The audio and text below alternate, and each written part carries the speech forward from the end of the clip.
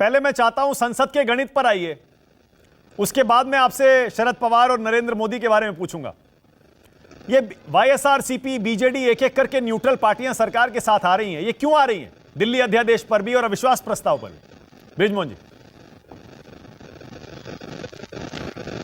देखिए, बहुत ही स्पष्ट है, इन पार्टियों को ऐसा लगता है कि ये जो समय है, इस मौके पे लोगों को आदरणीय नरेंद्र मोदी जी का साथ देना चाहिए, क्योंकि देश ये महसूस करता है कि इस समय एक स्थायी सरकार चाहिए और इसका नेतृत्व एक ऐसे व्यक्ति के हाथ में होना चाहिए जो बेहतर नेतृत्व दे सके और जो पूरे विश्व में अपनी बात को कहने की क्षमता रखता हो। तो मुझे लगता है इस बात से प्रभावित होकर इन लोगों ने निर्णय लिया हुआ कि हम लोकसभा में जो वर्तमान सरकार है उसका साथ दें। आनंद दुबे हंस रहे हैं आपकी बात पर, मुस्कुरा रहे हैं। दिल्ली अध्यादेश की है तो मुस्कुराना चाहिए आनंद भाई को, इसमें कोई गलत बात नहीं है, क्योंकि मुस्कुराने का हक तो हर एक को है, लेकिन जो हकीकत है वो तो हकीकत रहेगा। मुस्कुराने से ना तो हकीकत खत्म हो सकती है और ना ही ना मुस्कुराने से कोई ऐसा हो सकता है कि हकीकत बदल जाए। तो मैं सोचता हूं आनंद भाई को मुस्कुराने का पूरा हक है। मैं दूसरी बात ये कहना चाहता हूं कि जब दिल्ली में चुनाव हुए थे उसी समय हर लड़ने वाले उम्मीदवार को यह बात मालूम थी कि एक्ट क्या है, किस एक्ट के तहत चुनाव होने वाले हैं और उसमें जो निर्वाचित जो सरकार होगी उसके अपने अधिकार क्या होंगे। इसके पहले 15 साल तक आदरणीय स्वर्गीय शीला दीक्षित जी भी मुख्यमंत्री रहीं और 15 साल में उन्होंने बहुत बेहतरीन काम किए, दिल्ली को पूरा बदल के रख दिया था।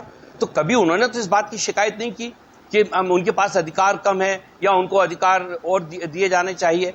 तो मैं सोचता हूं कि इस मामले में आप पार्टी को और आप पार्टी के नेतृत्व को गंभीरता से चिंतन करना चाहिए कि आखिर ये बात बिगड़ी क्यों है, ऐसा हो क्यों रहा है, और यही एक तरीका है जिससे कि रास्ता निकल सकता है। दूसरी बात यह कि अगर मैं दिल्ली की बात करूं तो दिल्ली की सरकार चलाने के लिए जहां दिल्ली की जनता ने अरविंद केजरीवाल साहब को चुना, वहीं देश की सरकार चलाने के लिए 7 की 7 सीटें उन्होंने एनडीए को दे दी, बीजेपी को चुनाव जिताया। तो मतलब वहां की जनता ये चाहती है कि देश का जो कानून बनाने वाली सर्वोच्च संस्था है वहां पर बेहतर तरीके से कानून बने और इनको सरकार चलाने का मौका मिले।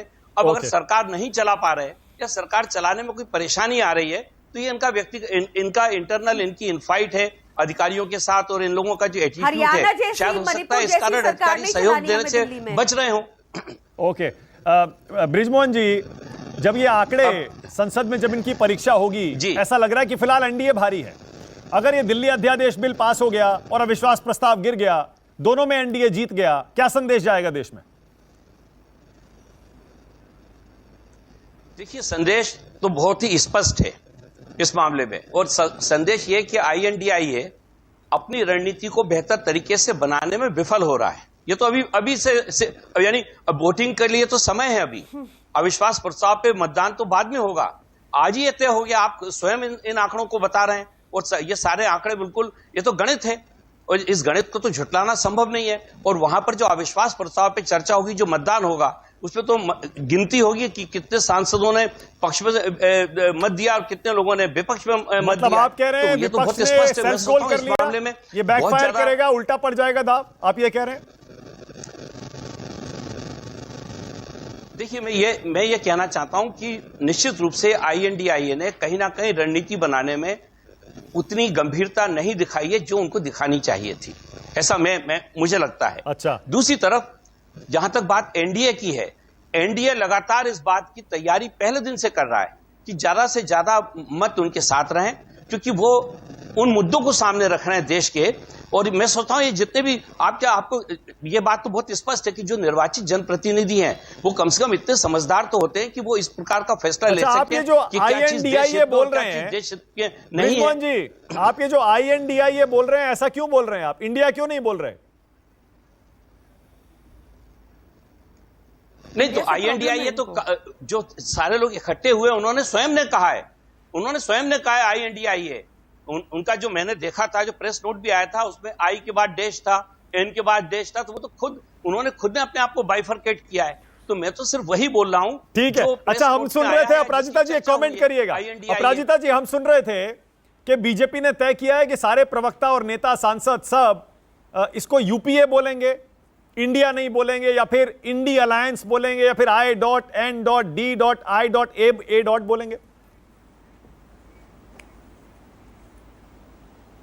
मुझे लगता है ये बहुत ही समझदारी का परिचय है। चोला बदलने से चरित्र तो नहीं बदलता है।